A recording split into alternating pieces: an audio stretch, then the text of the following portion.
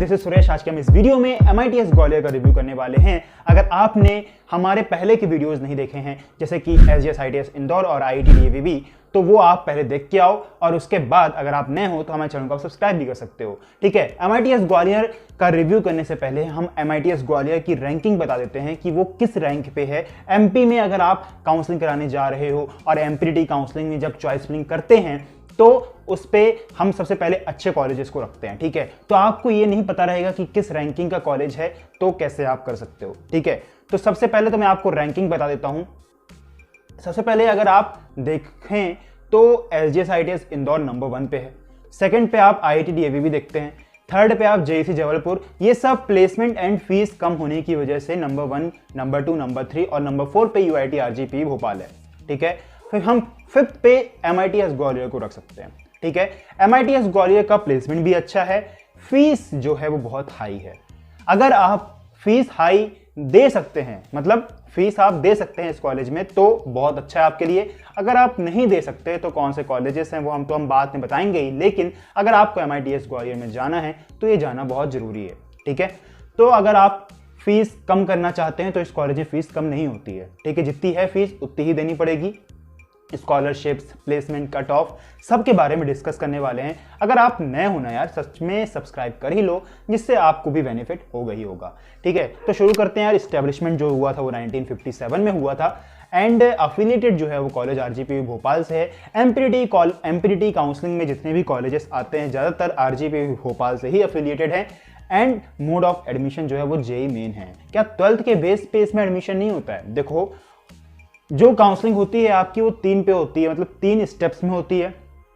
पहले बेस पे JEE main, second पे 12th के बेस पे और थर्ड पे CLC राउंड होता है। तो सबसे पहले अगर आपने JEE मेन दिया है तो उसका तो एडमिशन हो गई होगा। उसके बाद सीट जो जितनी बचती है 12th के बेस पे काउंसलिंग करा दी जाती है। थर्ड पे जो होता है CLC राउंड पे होता है। अगर JEE मेन और 12th के बाद सीट बचती है तो आपके CLC राउंड में सीट रहेगी और उसके बाद आपको एडमिशन मिल सकता है। लेकिन CLC राउंड में बहुत कम एडमिशन होते हैं, ये बात ध्यान रखना। और कंप्यूटर साइंस और IT जैसी ब्रांच जो आपको चाहिए रहती है वो नहीं मिल पाती है। ये तो है, वो ब्रांच आपको नहीं मिल पाएगी। और अगर आपको JEE मेन के बेस पे चाहिए तो आपको कंप्यूटर साइंस और IT ब्रांच सब मिल जाएगी, डोंट वरी। एंड अगर आप देखना जाए कि क्या मोड ऑफ एडमिशन सिर्फ JEE मेन है, तो हाँ, मोड ऑफ एडमिशन सिर्फ JEE मेन है। तो JEE मेन अगर आपने दिया है तो ही इसमें एडमिशन आपका हो सकता है। जैसे कि मैं पहले बता चुका हूं कि इस कॉलेज में फीस बहुत हाई है। तो पहले जब आप एडमिशन लेने जाओगे तो फर्स्ट इंस्टॉलमेंट आपको देनी पड़ेगी 79,000 एंड सेकंड इंस्टॉलमेंट आपको देनी पड़ेगी 33,000। तो आपको जो ग्रैंड टोटल होगा वो 1,13,000 होगा।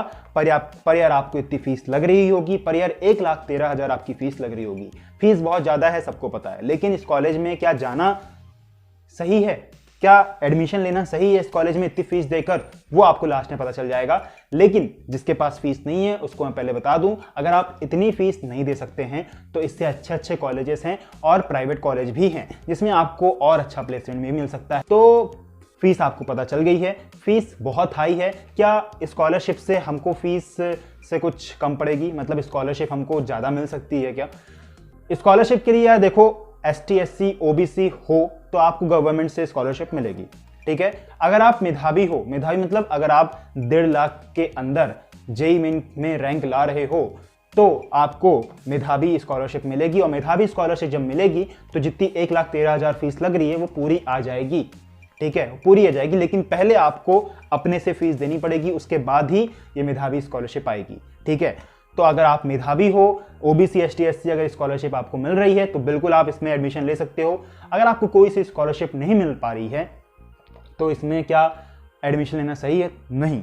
ठीक है, अगर आप फीस नहीं दे सकते हो तब के लिए, अगर आप फीस दे सकते हो तो बहुत सही है, तब तो आप इसमें एडमिशन ले सकते हो। तो MITS के प्लेसमेंट की बात की जाए तो यार इस कॉलेज में विप्रो, इंफोसिस, कॉग्निजेंट, TCS जैसी कंपनियां भी आती हैं और बहुत अच्छा प्लेसमेंट भी होता है। अगर हम प्लेसमेंट में एवरेज की बात करें तो एवरेज प्लेसमेंट कितना जाता है, तो इस कॉलेज में एवरेज बहुत अच्छा है, कम से कम 5 LP तो चला ही जाता है।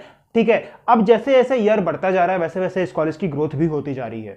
अब प्लेसमेंट जैसे बढ़ चुका है कि एवरेज पैकेज पहले 3 से 4 था, तो अब जो कॉलेज का एवरेज प्लेसमेंट है वो 5 LPA हो चुका है। बिकॉज जो प्लेसमेंट जो एवरेज है वो हर साल बढ़ता जा रहा है। और इस कॉलेज में जो हाईएस्ट पैकेज गया है वो ऑफ कैंपस में 1 करोड़ तक गया, 1 CR तक ऑफ कैंपस में इसका हाईएस्ट पैकेज लगा है। ओके, तो इस कॉलेज में प्लेसमेंट तो यार, अगर आप कंप्यूटर साइंस ब्रांच से हो, आईटी ब्रांच से हो, ईसी ब्रांच से हो, तो यार इसमें आपका प्लेसमेंट तो होगा ही होगा।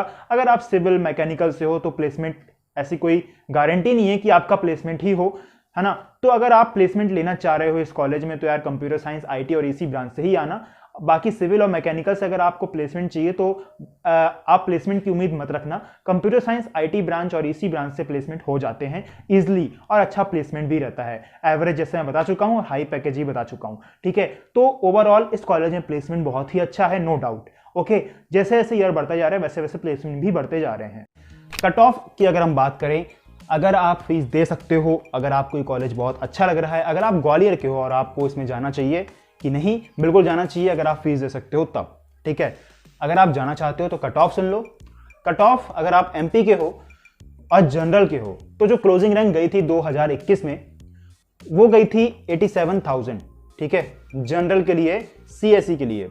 मैं बताऊंगा क्लोजिंग रैंक, ये जो बता रहा हूं ये जेईई मेन की सीआरएल रैंक है। आप जेईई मेन के स्कोर कार्ड में देखना 2 रैंक लिखी रहती है, एक सीआरएल लिखी रहती है, एक कैटेगरी रैंक लिखी रहती है। तो ये सीआरएल रैंक है। सीआरएल रैंक मैं आपको बता रहा हूँ 87,000 है। एंड फीमेल में आपको लग जाएगी 1 लाख। क्लोजिंग रैंक गई थी। ईडब्ल्यूएस में 75,000 गई थी। एंड टीएफडब्ल्यू सीट अगर आपको मिल सकती है, इसमें एक और फायदा है, या तो आपको मेधावी स्कॉलरशिप मिल रही हो तब जा सकते हो, या तो आपको ओबीसी एसटी एससी स्कॉलरशिप मिल सकती है तब जा सकते हो। अगर आपको दोनों स्कॉलरशिप नहीं मिल रही है और आपको ट्यूशन फीस वेवियर वाली सीट मिल चुकी है, मतलब टीएफडब्ल्यू वाली सीट मिल चुकी है जिसमें फीस बहुत कम हो जाती है, आधी हो जाती है, और आप वो दे सकते हो, तो आप बिल्कुल जा सकते हो। एक और ऑप्शन है आपके पास, लेकिन ये सीट कम मिलती है बहुत ज़्यादा परसेंटाइल लाने पे। मतलब आपकी रैंक जो थी, अगर आपको सीएसई चाहिए तो लास्ट ईयर जो गई थी क्लोजिंग रैंक वो गई थी 55,000, ठीक है। अगर आप 50,000 तक आपकी रैंक आ रही है तो आपको टीएफडब्ल्यू सीट बिल्कुल मिल सकती है, ठीक है। एंड अगर आप एमपी के बाहर के हो और आपको कोई भी कैटेगरी के हो, एमपी के बाहर के हो और आपको इसमें एडमिशन चाहिए, तो आपकी जो रैंक है कम से कम 60,000 तो होनी चाहिए हर सीएसई के लिए, जिससे आपको एडमिशन मिल जाए, ठीक है। ओबीसी की अगर हम बात करें तो अगर आप ओबीसी के हो और आपको सीएसई ब्रांच चाहिए तो 88 तक आपकी रैंक रहनी चाहिए, और ओबीसी फीमेल के लिए 96 तक, ठीक है। ये था लास्ट ईयर का। अगर हम एससी के लिए बताएं तो 3 लाख तक आपकी रैंक गई थी क्लोजिंग रैंक, और फीमेल के लिए बताएं 3,36,000 आपकी रैंक गई थी, ठीक है। मतलब ज़्यादा डिफरेंस नहीं है। एसटी कैटेगरी के लिए 4 लाख, मतलब 4.5 लाख गई थी क्लोजिंग रैंक, एंड फीमेल के लिए 4,64,000 गई थी। मतलब बहुत सही है। एसटी एससी वालों को बहुत अच्छे से मिल रहा है, जनरल वालों को भी सीएसई मिल रही है। मेन प्रॉब्लम आपको यहाँ फीस में ही आएगी, ठीक है। और फीस के लिए भी सॉल्यूशन मैं बता चुका हूँ, जिससे आपकी फीस भी कम हो सकती है स्कॉलरशिप की वजह से। स्कॉलरशिप नहीं मिल रही है तो टीएफडब्ल्यू सीट लेने की ट्राई करो, ठीक है। अगर आप आईटी ब्रांच लेना चाहते हो, यार आईटी जैसे कि आईटी ब्रांच आपको सीएसई मिल रही है, एंड आईटी ब्रांच भी अगर आपको चाहिए तो 1 लाख तक आपको जनरल की रैंक होनी चाहिए जनरल वालों के लिए, तो आपको मिल सकती है।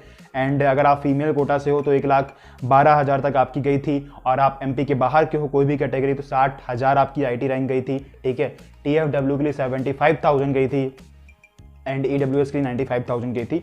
जैसे कि यार टीएफडब्ल्यू सीट अगर आपको चाहिए तो कंप्यूटर साइंस और आईटी ब्रांच से ना बहुत ज़्यादा रैंक, मतलब जैसे कि 75,000, 65,000, मतलब 1 लाख के नीचे हो तभी आपको टीएफडब्ल्यू सीट मिल रही है ना।